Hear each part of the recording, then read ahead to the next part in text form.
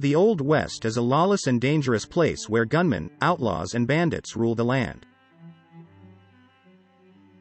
But in the midst of this chaos, a few brave men stood up to restore order and enforce justice.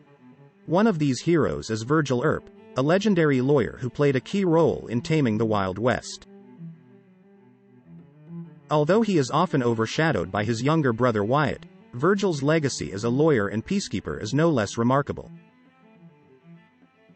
Virgil Earp was born in Hartford, Kentucky, on July 18, 1843, to Nicholas Earp and Virginia Ann Cooksey. He is the second son of the couple. As a teenager, Virgil and his family moved to Pella, Iowa, where he met Dutch immigrant first love Magdalena C. Ellen Rysdam. Despite Ellen's parents' objections, Virgil and Ellen ran away on September 21, 1861, and remained together. During the Civil War, Virgil Earp joined the Union Army at the age of 18. He served in the 83rd Illinois Army from July 26, 1862 to June 24, 1865. Remember to hit the like button, because it helps us a lot. Don't forget to subscribe to the channel and press the notification bell to not miss the upcoming interesting video. On January 7, 1862, Virgil Earp and Ellen Rysdam welcomed their first daughter, whom they named Nellie Jane Earp. Sadly, their happiness was short-lived. When Nellie was 2 weeks old, Virgil was called to serve in the Civil War, leaving Ellen to care for their baby alone. In the summer of 1863, Ellen received bad news that Virgil had died in battle. She remarried soon after to a man named John Van Rossum, and the couple moved with Nellie to the Oregon Territory. When Virgil was discharged from the Army on June 26, 1865, he returned home to Pella, Iowa, to find that his wife and daughter had disappeared. They moved west to San Bernardino, California, with Ellen's new husband. Despite knowing their whereabouts, Virgil did not immediately go looking for them. Instead, he joined his brother Wyatt as a freighter between Wilmington and Prescott, Arizona, in 1866. After years of traveling and working various jobs, Virgil Earp and his family settled in Lamar, Missouri in 1868. There he helped his father with the farm and ran a grocery store. He married his second wife, Rosella Dragu, on August 28, 1870, but the marriage ended in divorce after only 3 years. Virgil later moved to Bluffs Council, Iowa, where he met a waitress named Elvira Alley Sullivan. Although the exact date and location of their marriage is still unclear, they spent the rest of their lives together.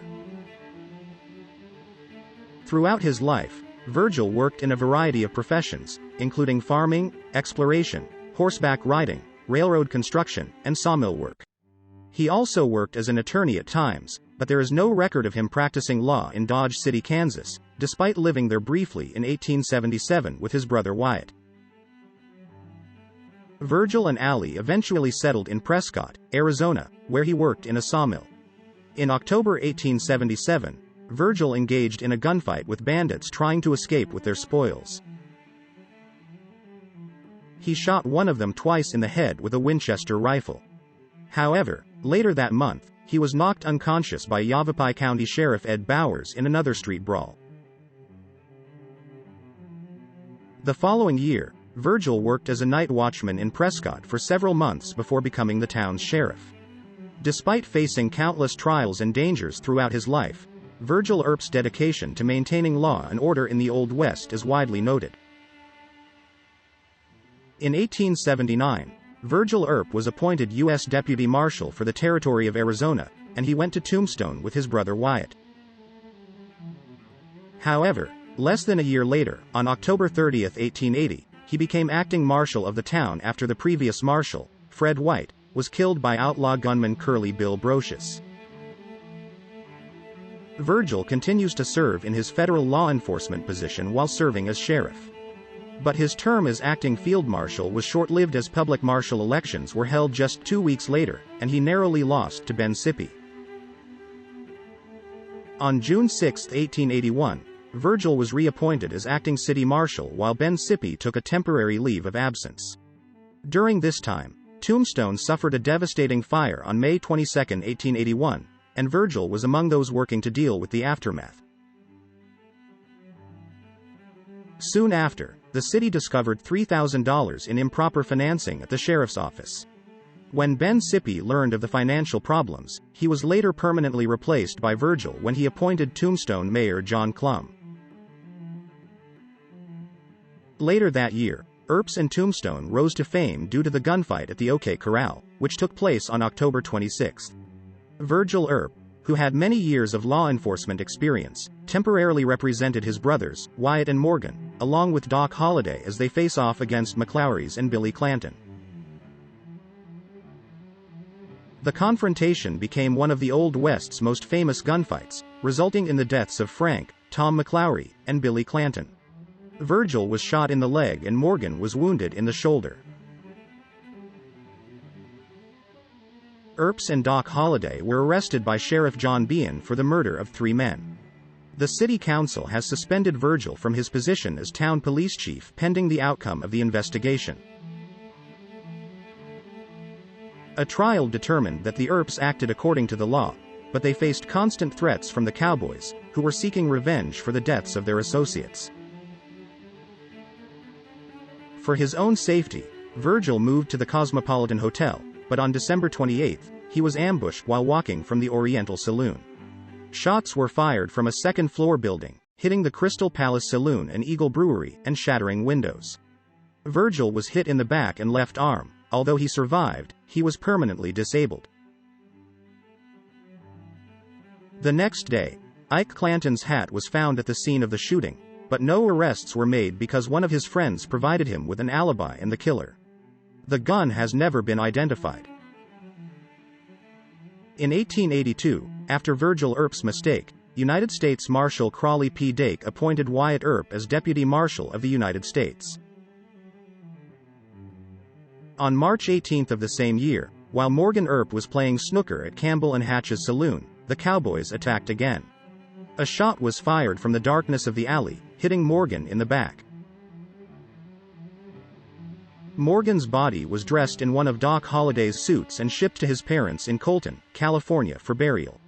The Earp group, which includes Virgil and his wife, Allie, leaves town with Morgan's body and several bodyguards, including Sherman McMasters and Turkey Creek Jack Johnson. However, in Tucson, Wyatt, Warren and Doc Holliday got off the train to find Frank Stillwell, who is said to have worked in the railroad yard. The train continued to California without them. Wyatt and Warren Earp, Doc Holliday, Sherman McMasters, and Turkey Creek Jack Johnson saw off the train safely. As they tracked down Frank Stillwell, a member of the cowboy faction, near the railroad tracks, Wyatt shot him. He and the others then began what became known as the Earp Vendetta Ride, chasing those they felt were responsible for Morgan's death, killing them one by one, or driving them out of the territory. Although 5 men were indicted for the murder of Stillwell, none were brought to trial, all of whom fled the territory after their vengeful voyage. After settling in Colton, California and recovering from his injuries, Virgil worked as a railroad worker and is said to have gambled a lot. He opened a detective's office for a short time in 1886 before becoming chief of police in July of the same year. When Colton was formally incorporated a year later, Virgil became the city's first elected marshal on the 11th of July, 1887. In March 1889, Virgil resigned as city sheriff and became a boxing matchmaker and casino operator in San Bernardino, California. By the spring of 1893, however, he was restless and established Earp's Hall in a mining camp in Vanderbilt, California.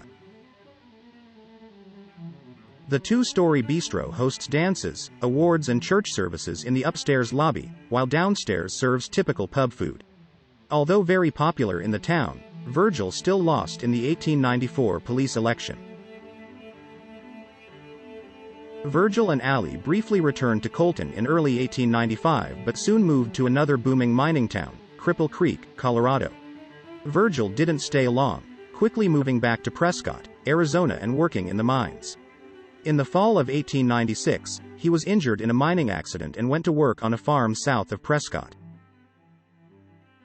In 1898, Virgil received a letter from Mrs. Levi Law of Portland, Oregon, asking if he was the same Virgil Earp, who had married Ellen Rysdam in 1861.